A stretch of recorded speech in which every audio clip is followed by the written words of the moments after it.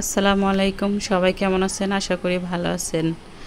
আজকে আমি বাসায় কাসকি মাছ রান্না করব। তো কাসকি মাছ কীভাবে রান্না করতে হয় অবশ্যই অনেকেই জানেন, আর যারা নতুন রাঁধুনি তারা হয়তো বা জানেন না। তো সেজন্যই আমি আজকে রেসিপিটা দিতেছি।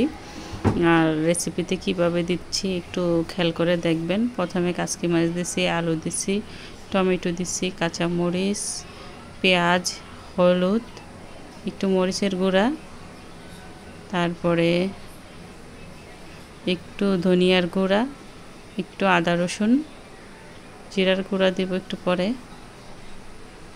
আর তেল দিয়ে হাতে ভালো করে মাখিয়ে নিতে হবে। একটু মাখিয়ে নিলে সুন্দর করে মশলাটা সব জায়গায় মিশে। তো মশলাটা হাতে ভালো করে মাখাইয়া তারপরে একটু পানি দিয়ে দিতে হবে, পরিমাণ মতন পানি।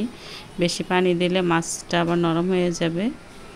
তো অল্প করে পানি দিয়ে, পানিটা যেন মাছের উপরে না থাকে, মাখা মাখা থাকে, তো সেই অনুযায়ী পানি দিতে হবে। পানি দিয়ে এখন আমি ঢাকনাটা দিয়ে দিব।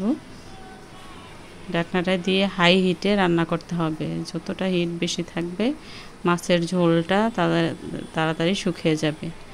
আর মাছের ঝোলটা যত তাড়াতাড়ি শুকিয়ে যায় মাছটা তত সুন্দর তাজা ভাঙে না, শলা শলা থাকে। আর ধনেপাতা দিয়ে রান্না কমপ্লিট হয়ে গেছে। রেসিপিটা কেমন লাগলো একটু কমেন্ট করে জানাবেন। ভালো লাগলে রান্না করে খাবেন। যারা না রান্না করতে পারেন তাদের জন্য এই রেসিপিটা। আল্লাহ হাফেজ।